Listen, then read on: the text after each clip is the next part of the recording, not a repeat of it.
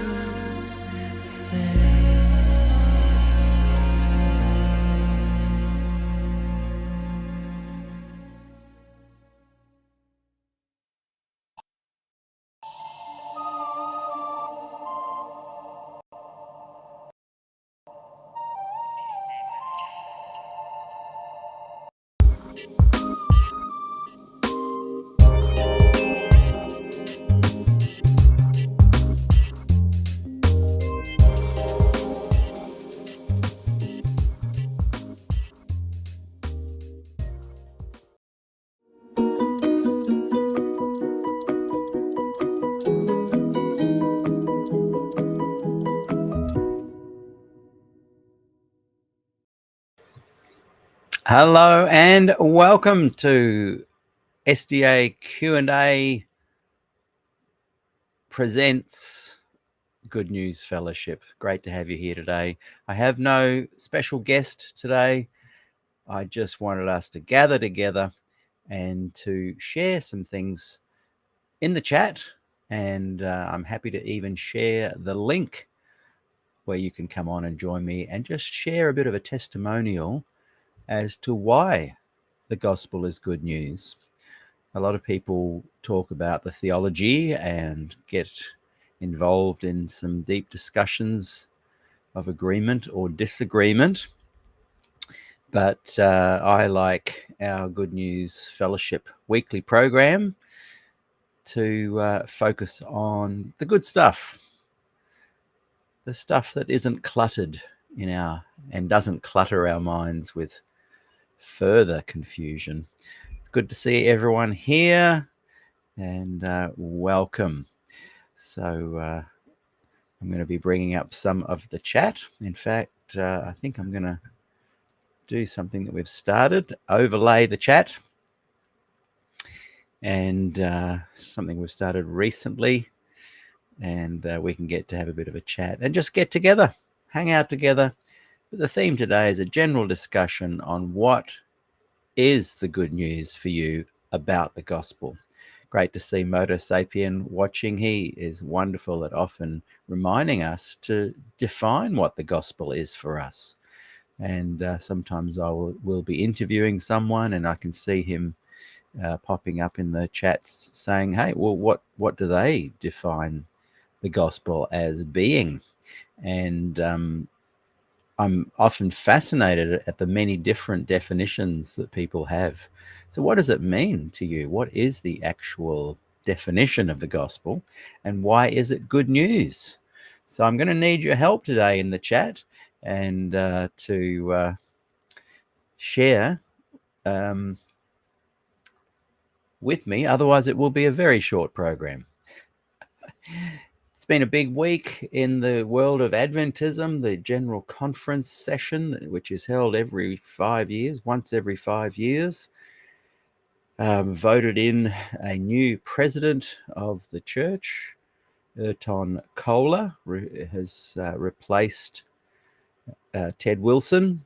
Officially, I don't think he starts his work until after the session is over. And so that's been a fascinating week of meetings that I've been watching, and we've had some interesting conversations here during the week as well. But today, as I said, we gather together and just chill out. Usually we have a presenter, but yeah, today we're talking about what you think the gospel is and why is it good news. So start sharing that in the comments, and I will read them out when they come up on the screen. And just keep in mind, if you're watching live, the comments are overlaying onto the screen, so we can all read what you're saying. So to give you a couple of minutes to think about what you would like to say and share. And Barb has made a joke there about she won't come on, I don't have my face on. That's fine. Yeah. So, but I will give that option there if you would like to come on and just share their testimony briefly on what is the good news, what is the gospel, and why is it good news for you. Now, we're just going to play our theme song, and I'm just noticing Barb T has said, today was the first time I ate bacon, a milestone of my life. And thank you for sharing that. I love the comments. Always interesting to read. And a great community is building up around Good News Fellowship, our weekly program here online. Okay, I'm just chatting while I find our theme song. And this is Let Us Break Bread Together. And, of course, Malcolm Clark is playing his beautiful version of this song. Enjoy, and when we come back, I want to bring up some comments of definition of the gospel. Don't be too deep and meaningful. And why is it good news?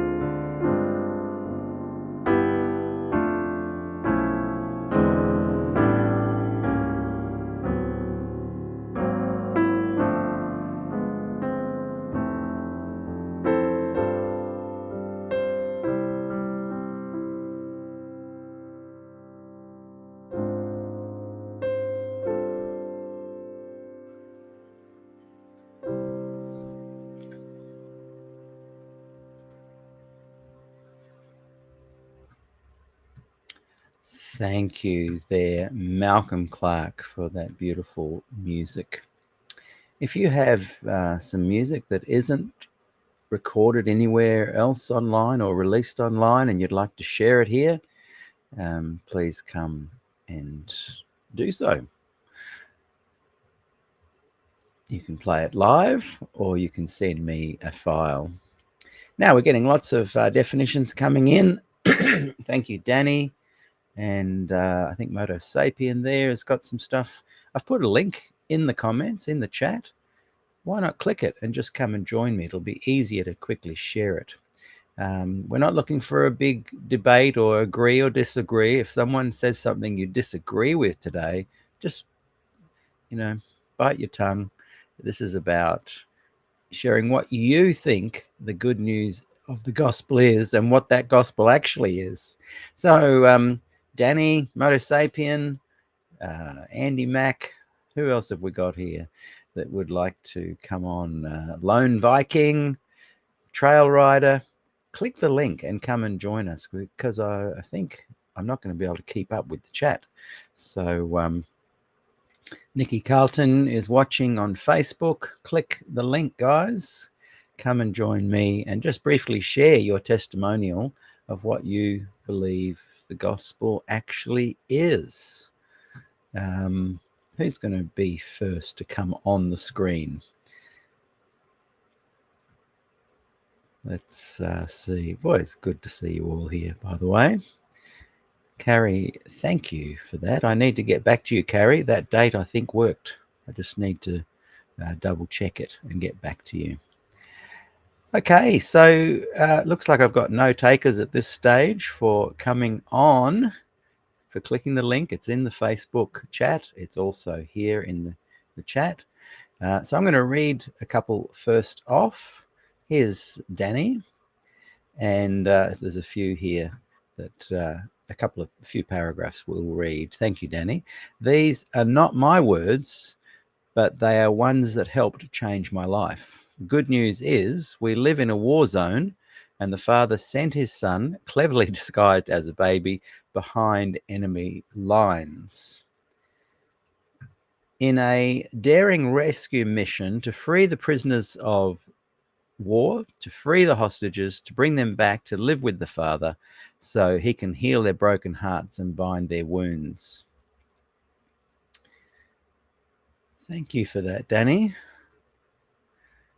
And let's see, who else have we got here? Lone Viking has said, to understand why the gospel is good news, you have to understand the bad news, which is the law. Adam and Eve sinned, broke God's law, and passed the results on to us. That's good. And Lone Viking adds, the gospel brings us back into relationship with God and saves us from the demands of the law that we can't keep. And some of these I might get a bit out of order. So John, Moto Sapien, Lone Viking, Danny, please click the link and come on and join me.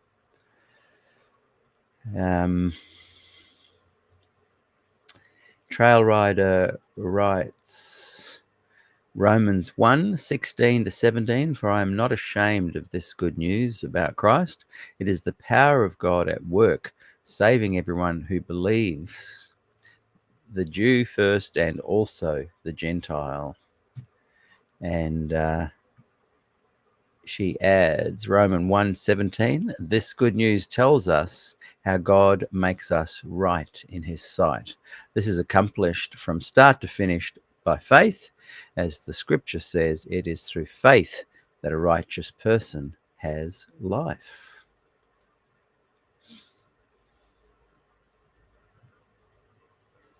And Moto Sapien has written here, but feel free to come on and join me. It's always good to have another face here on the screen instead of just mine. To me, the gospel is that God is not the arbitrary, vengeful, unforgiving, and severe monster his enemies have claimed. Through many ways, especially through his Son, he revealed the truth about himself.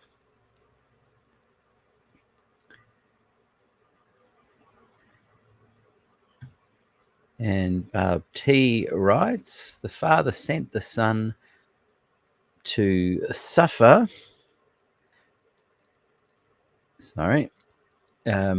died, be buried, resurrected for our sins, ascended to heaven, ruling, reigning, and reigning. We believe and confess with our mouth this truth. Hey, good. We've got Viking going to join us in a moment. But keep the chat coming. If I miss it, shoot me a note if I've missed part of what you're saying. And John Kalo writes, the net benefit of the gospel, good news of the Bible, is reconciliation. We have peace or harmony or synchronicity with our Father back into the family. And I missed one there. And Jude writes, the gospel is our way for us to reconnect through his Son. Without Jesus, we have no connection with the Father.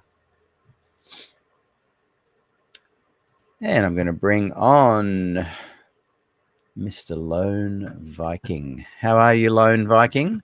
Hi, Peter. Doing well. Great to see you again. Welcome to Good News Fellowship. Thank you. It's a wonderful weekly gathering. I must say I really look forward to it each week.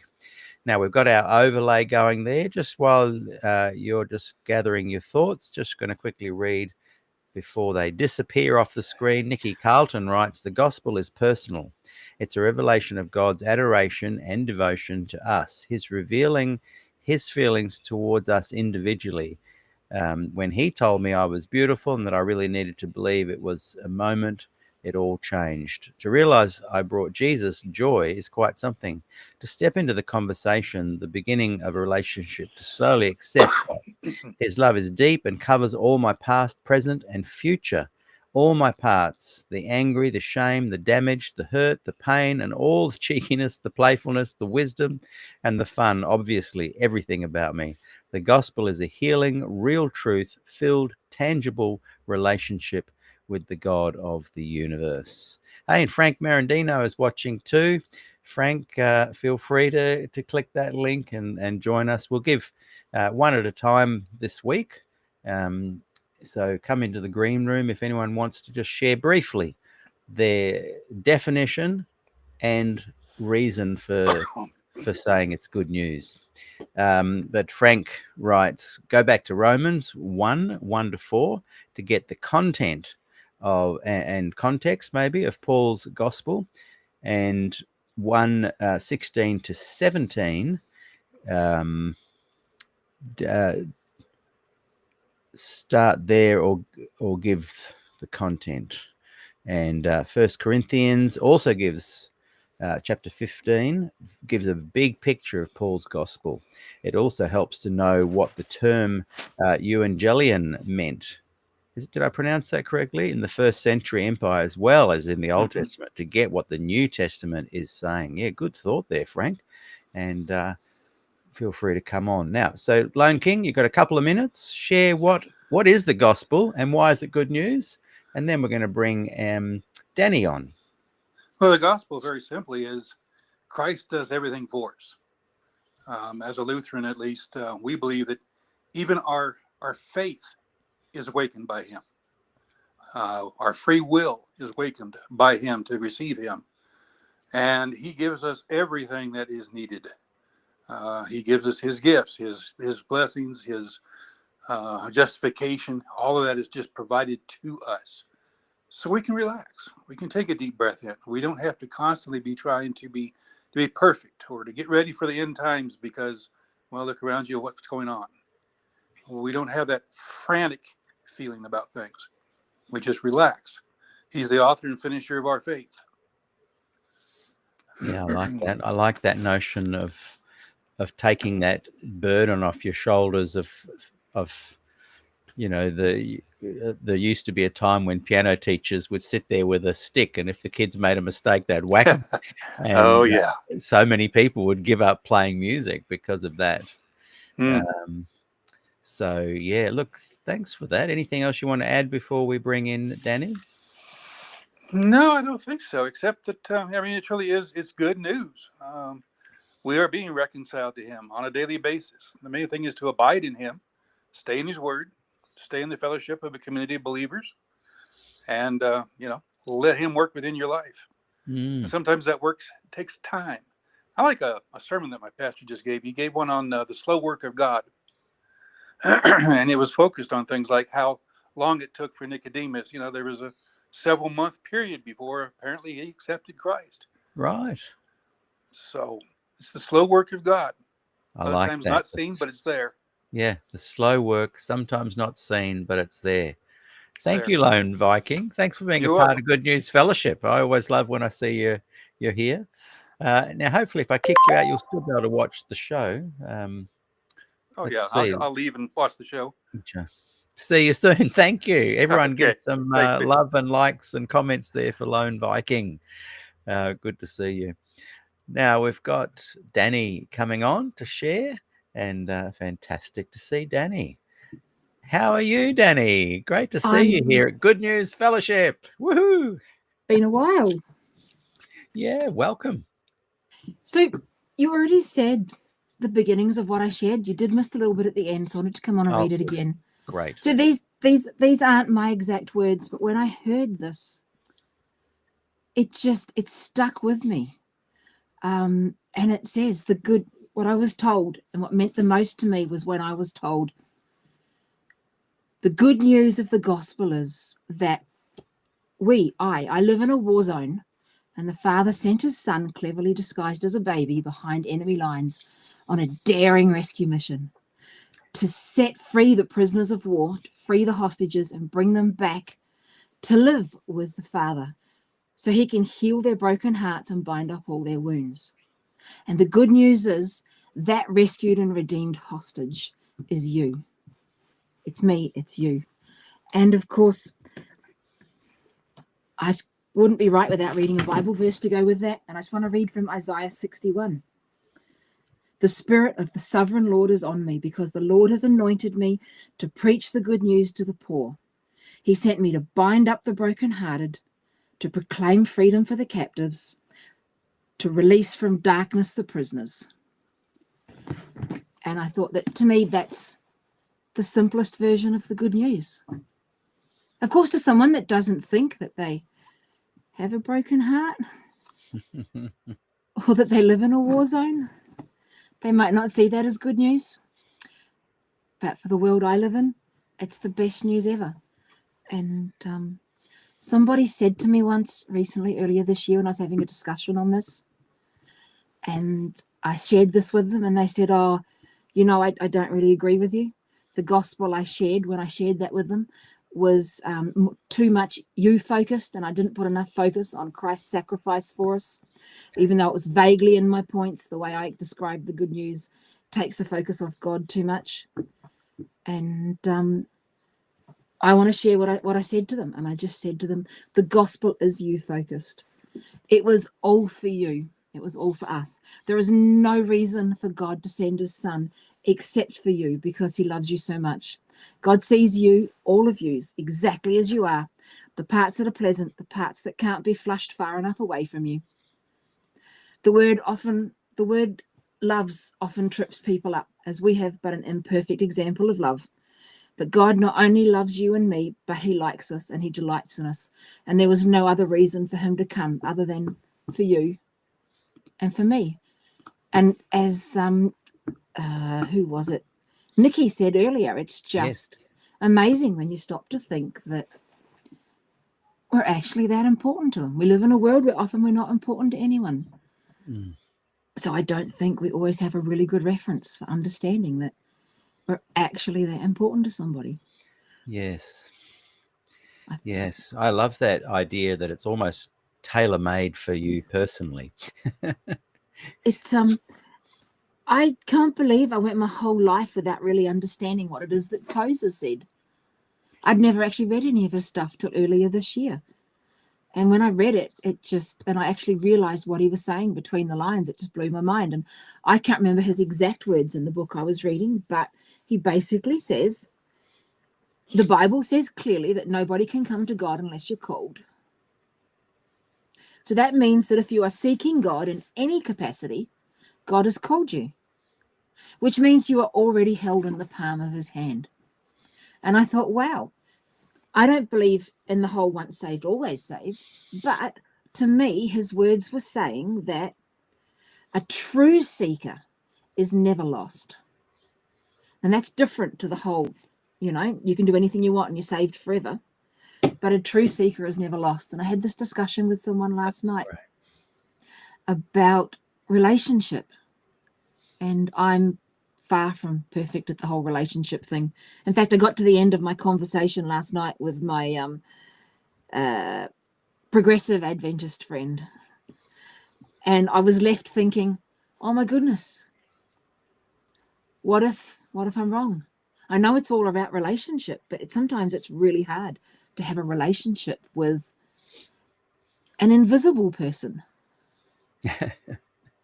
And that's where I believe that all these meetings that you pull together and the SDA, Q&A fellowship, and the times where we come and talk here and we jump on in bits and pieces and we talk makes it all the more important, because the Bible also says when you go to 1 John that you can see God in the people that we talk to. And I think that all these discussions that you encourage, it helps make sometimes those airy-fairy bits more real. Yeah. Not just doctrinal, but the whole feeling thing more real. So I love that. Between all of that stuff, you can find the things that are real. Like this week, I interviewed a really traditional Adventist on the SDAQ&A, and he and I found in the gaps of our very different beliefs on that, we found that common ground. And afterwards we chatted, and he's literally a great cook. And often I will see him on the roadside. One of his mates has got, what do you call those kind of food van things? Oh, yes, the food truck. And the food truck there, and they've got a fantastic pizza oven as part of the truck, and you go there and you chat, and it's just in the park 2 minutes down the road. And I've chatted with him many times over food, pizza and whatever else. And I think it's important that we find that common ground. And I think one of the things that you've said today about the lightness on the dark and a personal connection really is a very satisfying thing to grasp, because it takes away a lot of the messy bits, because we all want a bit of light on our path. So I really appreciate you being involved, Danny, and I can't wait for you to present again one day, maybe next week even. Shoot me a message. Well, have a think about it, because on this, when you say what is the gospel and what is the good news to you, I still ended up with a thought that I've had before, and it's not an original thought. There's no original thoughts, I don't think. And that is that the gospel really is, to me personally, the gospel is, it's every fairy tale or every movie I've ever watched where good versus bad and good wins. Right. And the reason I think every single culture has all these stories and fairy tales is because it's real. It's real. It's the one original story. Why shouldn't every culture have their own weird version of it? I like that. Why it's the one original story.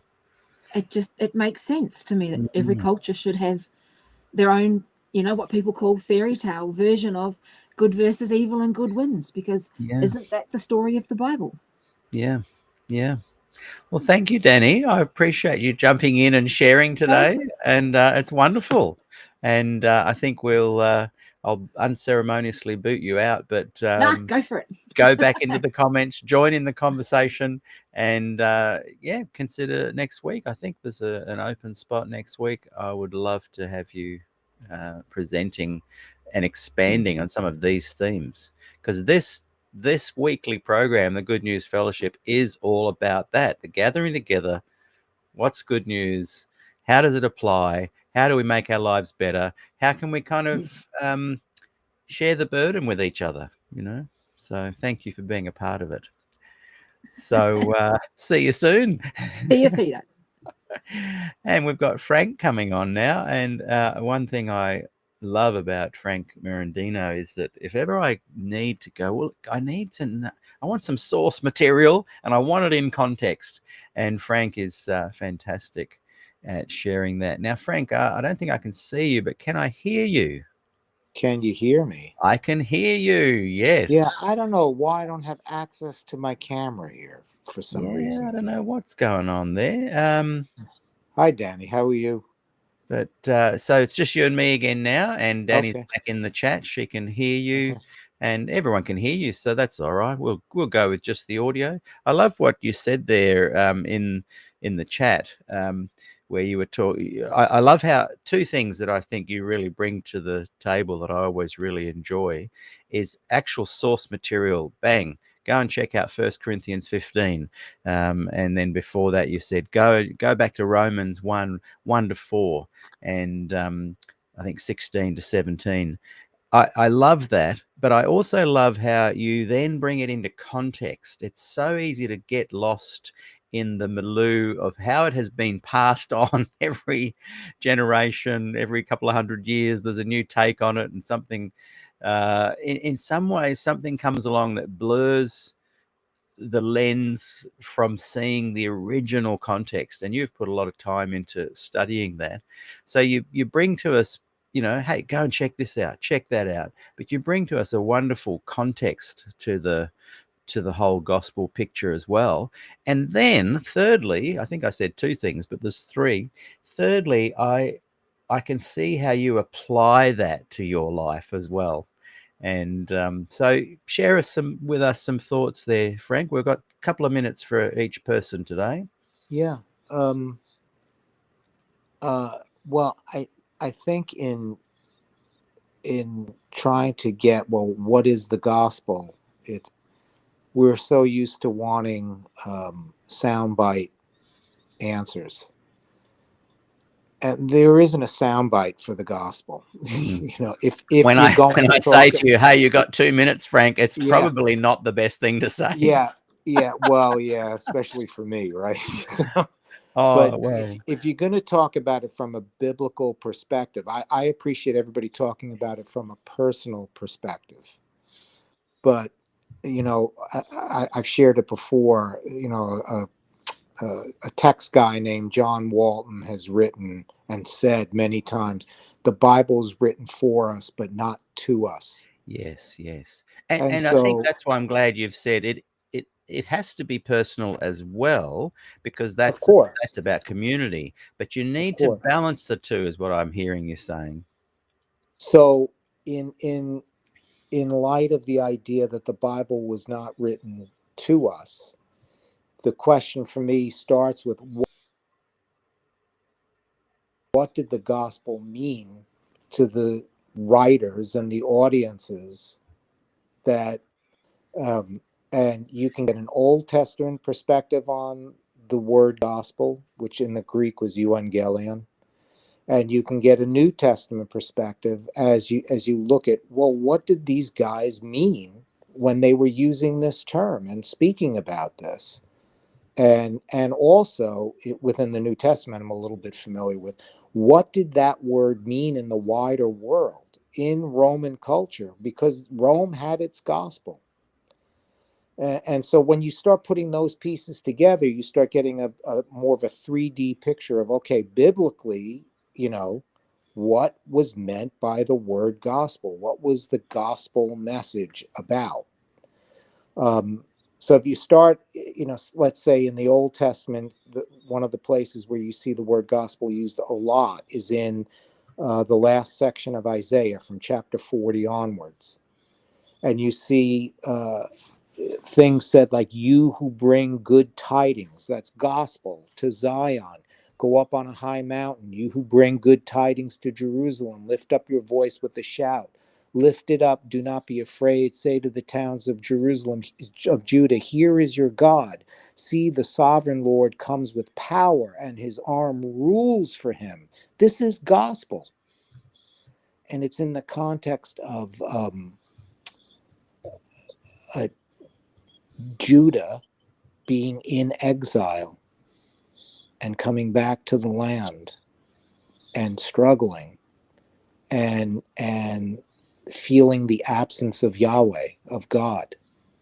And they're being reassured that Yahweh is still their God, and Yahweh will intervene for them, and that the gods of the nations like Babylon that they have been, exiled to, are nothing compared to Israel's God, and that Israel's God rules. In other words, it is a message about the rulership of God and what God will do for Israel when he intervenes and comes back to them out of exile, or as they come out of exile. You see this theme in Isaiah, gospel tied to God's rulership over not only Israel, but over the nations, and how God is the only true God over all the false gods of the nations. And that even though Israel has hit the skids and thinks they're on the outs with God, God will intervene to rescue them, to bring them back home. And you see this theme over and over again in Isaiah surrounding the word gospel. So what did this mean in the New Testament? Just what was said before about in Luke, where Jesus gets up in the synagogue and says, the Spirit of the Lord is upon me. He's anointed me to preach the gospel to the poor. You have a Jewish audience sitting in a synagogue listening to him say this, who are under the thumb of Rome in their land, and the poor is them. And they hear this person saying, this is fulfilled in your hearing today. In other words, Jesus was announcing his messiahship, that he is the coming king that they were expecting. This is the core of what gospel is in the New Testament. It's the announcement of the king. The king has arrived on the scene. The king is taking up and bringing God's rule back to Israel and to this earth. This is what Romans 1:1-4 is about as well. It calls Jesus the Son of God. That's a shorthand. That's not the Son of God, meaning the second person of the Godhead. That means he's the king. He's called Jesus Christ our Lord. The only Lord in the ancient world, if you want to get out then into the Roman world, was Caesar. Rome had its gospel. Caesar was the one who brought good news, salvation, so to speak, to his subjects, protection from pirates, prosperity, 2 chickens in every pot kind of thing, victory in war, so on and so forth. And what Romans 1:1-4 is saying, the true Lord of this world, the true Savior of the world, is not Rome and Caesar, it's Jesus. And so this has all kinds of kingdom overtones to it.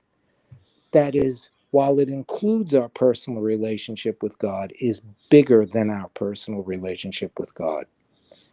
There's so much more that could be said. I know we only had a couple of minutes, but I don't know if it's really clear what I said, but there's a big picture here as to what the gospel is.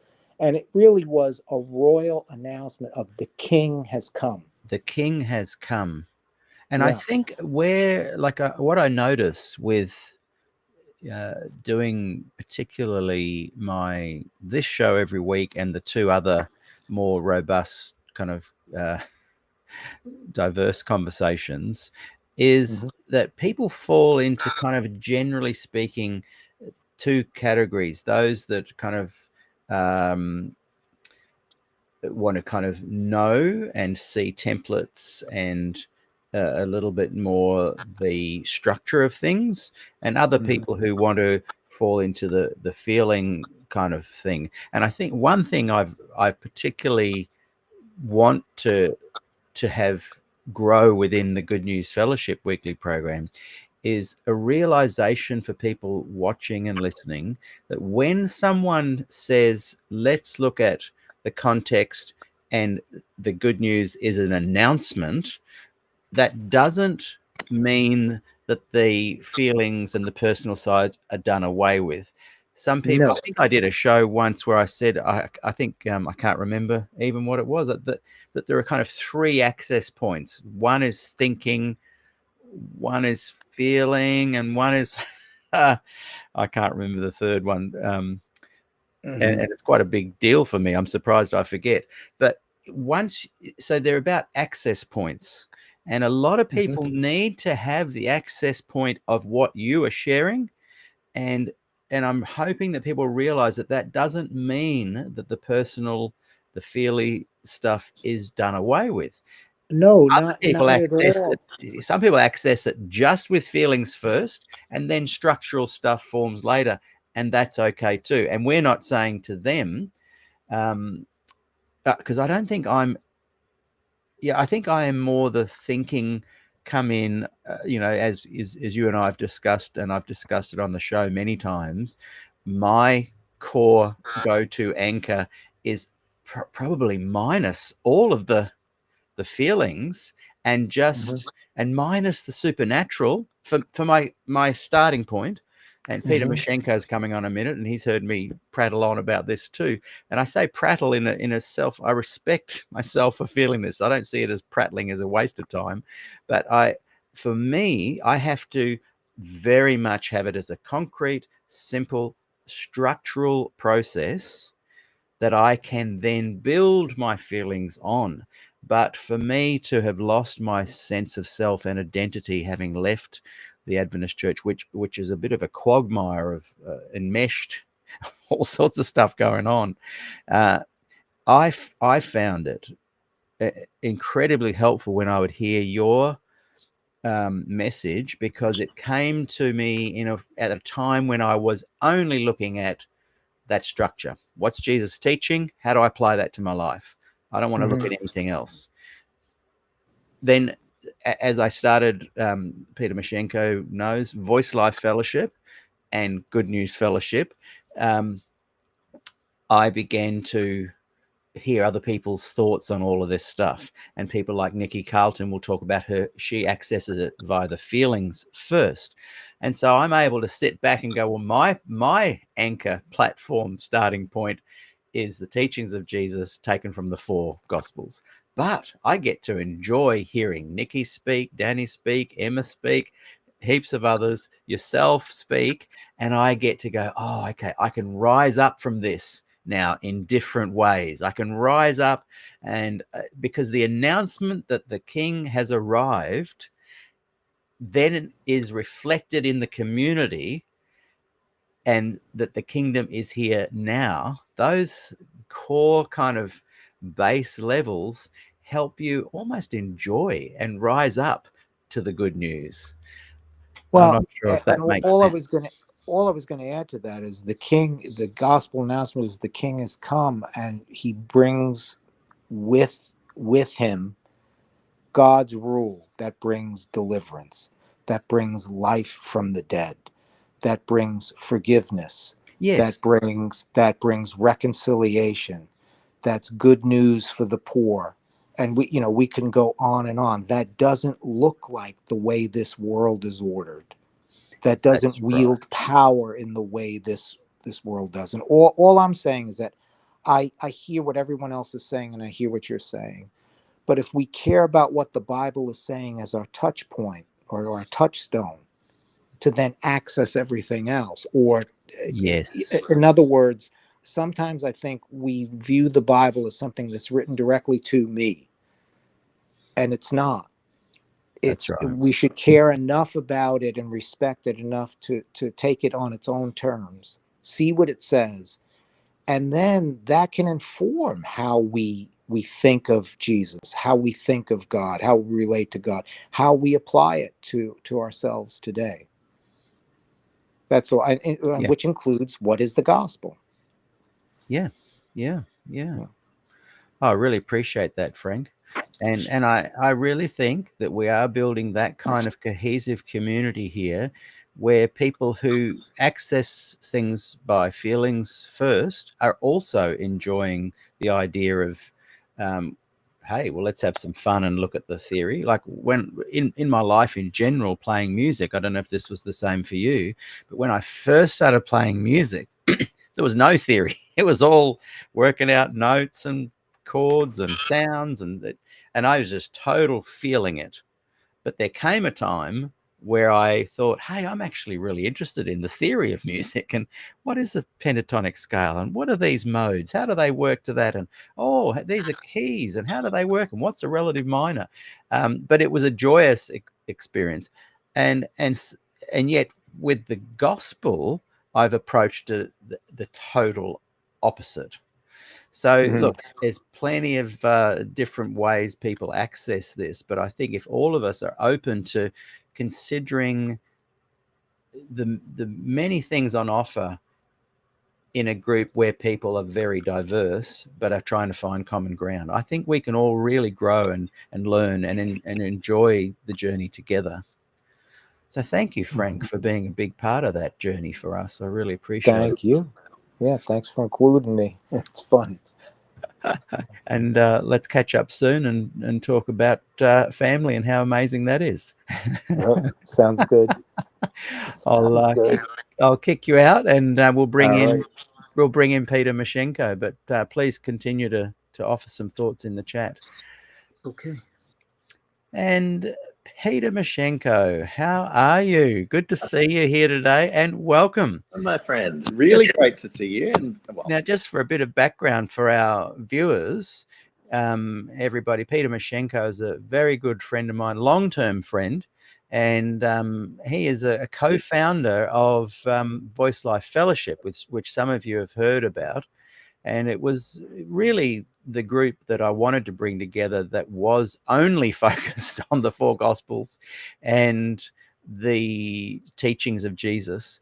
And Peter was instrumental, very much so. Peter and Andrew Ormiston were very instrumental. One day we were having an actual meeting in the real world in letting me kind of marinate on those thoughts and actually add to them. I don't know if you remember, Peter, but we were, after the meeting, we were chatting down by the water there at the beautiful Lake Macquarie shores there on Toronto, the foreshore, New South Wales, not Canada.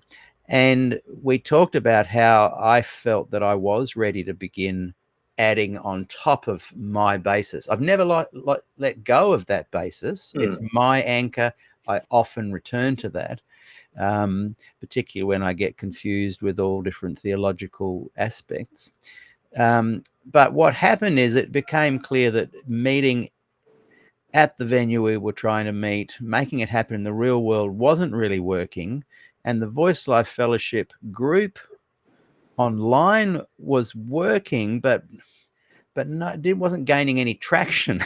And so one day I thought, well, you know what I'm going to do? I'm going to kind of transfer Voice Life Fellowship, call it Good News Fellowship, and bring it into the SDAQ&A platform, which already has an audience. And so that's what we've done. And I think, I'm not sure how up to speed you are on how I've been doing that, but this is, I think, episode number 43 of this special SDAQ&A presents the Good News Fellowship.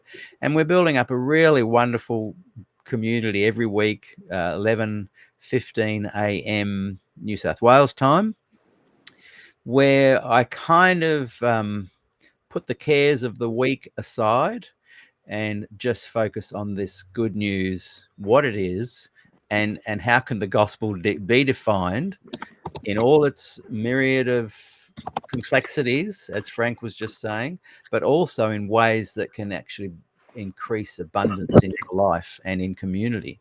And so what we're chatting about today, as we often do, and I'm really keen to hear your thoughts now on what is the gospel and why is it good news? And so please share away. well, first of all, Peter, I want to uphold you and commend you because, while you while you reassessed, what was, well, you identified what was important to you, and you reassessed, whether Seventh-day Adventism was where you wanted to be. You never gave up on wanting to have a real and authentic spiritual life. And I can, and it is a journey for all of us, to find out what does that look like. And yeah, I think it's actually brilliant what you've done. And I think it is of the Spirit that you've incorporated this component into SDAQ&A, because so often we can get caught up. And I know this of myself, reflecting as well. We can get caught up in the intellectual. We can get caught up in the political and the theological and all of that. And we can talk about God and about the Bible and about the church and everything, and actually not, I'm speaking for myself, not spend as much time as we really want and know we would like to actually with God. And and spending time in that devotional time. And I think you do have a lot of people who now tune into this, and not everybody is Christian, or not everybody has. So I think what you're doing is actually a powerful testimony and a witness, and I think that's amazing, and it's awesome. I appreciate that. Yeah. So I want to definitely. I enjoy finding that common ground. As you say, there's people that are literally watching now that aren't Christian, and there's. I think, as you know, that I've always used those two words, common ground. And I think even an agnostic, as I know myself going through that period, as an agnostic, one can find something of common ground in those teachings from the four Gospels. Yep. There's definitely something there. And whether they choose to build on that or not, that's not for me, certainly, to try and address in any way. Exactly. But it does mean that, like the theme song of our weekly program is "Let us break bread together." And but creating space for these deeper questions and these more personal questions. That's right. It's a springboard. Exactly. And look, I really hope, and I'm looking forward to chatting with you again one day when the time is right, that we can actually open this kind of meeting up again in the real world and not just online. Yep. And we've spoken a lot here each week at Good News Fellowship of the idea of meeting in Fiji sometime and having a conference with people from all around. That sounds good. Who knows? It might happen. But I think the real world connections are important. But I'm astounded at how the online conferencing thing still has a real sense of connection to it. It's quite powerful. Yeah. But secondly, more personally, I want to thank you for the question that you asked today. And I think I might just walk and talk while I grab my charger. Yes, you mentioned your laptop might be about to go flat. But I really appreciate you asking this question. And the question, I think, was, what is the gospel to you? Yes. So first up, perhaps give a little definition. As Frank said, it's not necessarily a 2-minute soundbite, but if you can just say what you think the definition is of it, and then share why it's good news for you. And if you can do that in about 2 or 3 minutes, that would be fantastic. And then, So because the questions you ask, there's lots of questions that could be asked. Yeah. And the one that I took was, what is the gospel to me? And I wrote it out, and it was, I think it's really good exercise to think about. I think it's a great question to think about, because why are we Christian? And it has to be about something good. Well, to me, it's about something good, not from fear. And it's really useful to me to actually think and write out, why I am a Christian. And this is tied up with the good news. So I'll share what I reflected on. So the good news to me is that Jesus is the King and ultimate ruler of the universe. The reason this is good news to me is because Jesus/God is love and acts with justice and amazing grace and compassion. The implications of this are twofold. One, that the injustice and evil of the world will not run unchecked forever. There will be a time when everything is made right. And he is bringing justice, hope, and help now also through those of us that are willing to follow his call and leading to help our fellow man each day in his name. And the second implication is he values and loves me despite my frailties and wants me to experience the joy of communion with him, both now and forever. And he wants to shower me and everyone that accepts him as king with gifts unimaginable for all eternity. We have such a wonderful being that loves us and is so generous towards us. He's so much more powerful and above us, who were created by him, and yet he cares about us so much that he humbled himself so much to take on our form, out of such a desire for us to know and understand how loved we are. He's real, he cares, and he's on my side. And the text, Deuteronomy 31:8, it is the Lord who goes before you. He will be with you. He will not leave you or forsake you.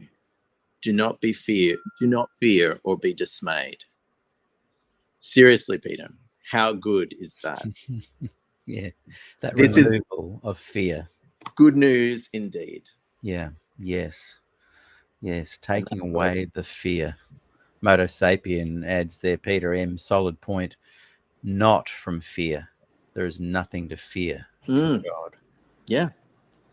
It's amazing when you really, and when I, this is why I really wanted to thank you for the question, because slowing down, stopping and considering what is the good news, when you stop and think about it, it really is overwhelmingly good news.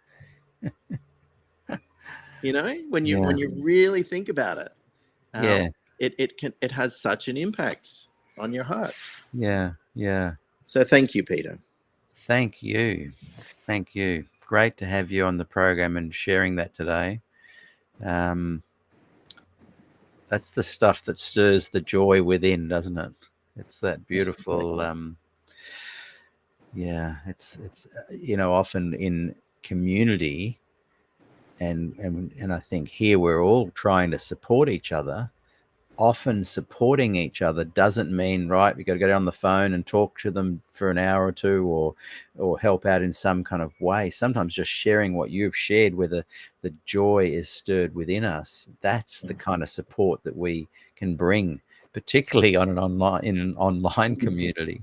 Yep. So thank you, Peter, and thanks for being a part of it and for sharing today. And please, join us each week if you have time, and we'll keep in touch about organizing another actual real world gathering. And come to my birthday party if you can. When is it? I haven't seen that one. I'm notorious for not seeing and not replying. Check your text from about a month ago. Oh, no way. Did I not write back? All good. You will. Oh, I'm terrible. And it was in a text. Yep. I'm usually really good with that. Okay, I will get onto that. See you, Peter. See ya. Thank you very much. Bye. And very powerful. And I like also what Lone, where is it? Viking has said here as well.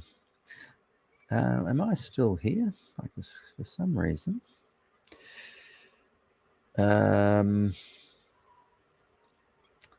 some reason, I can't make the chat work. I think we will leave it there for today. I don't like it to go more than an hour, our weekly gathering. Yeah, there was something there I wanted to bring up as a bit of a closing point, but thank you everybody for your comments. Look forward to seeing you all again next week, same time. I've just bumped it 15 minutes. Just gives me a little bit of extra time to make my hot drink and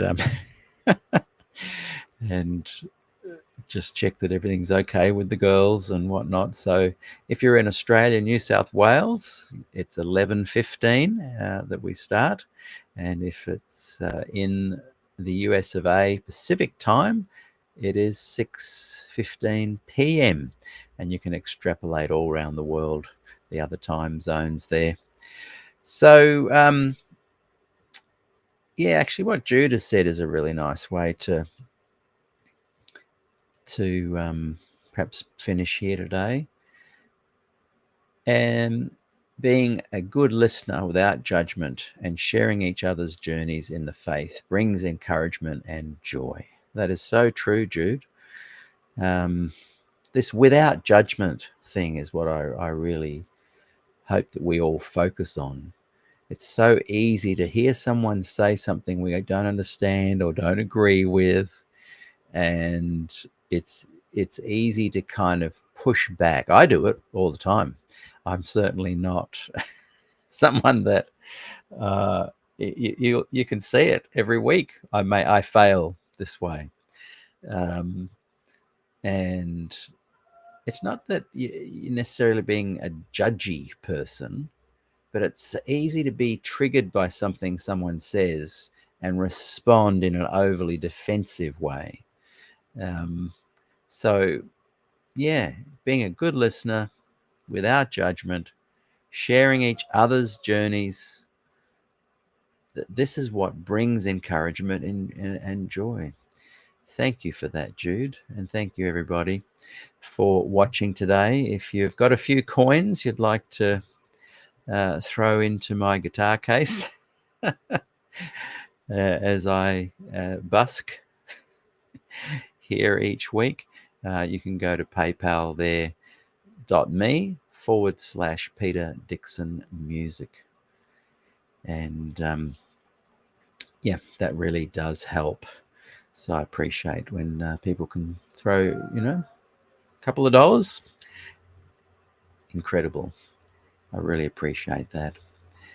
So we will go out with Break Bread Together. I will keep the overlay going as we listen to the music so that we can just close with some nice thoughts and words of encouragement to each other. We'll see you all again next week.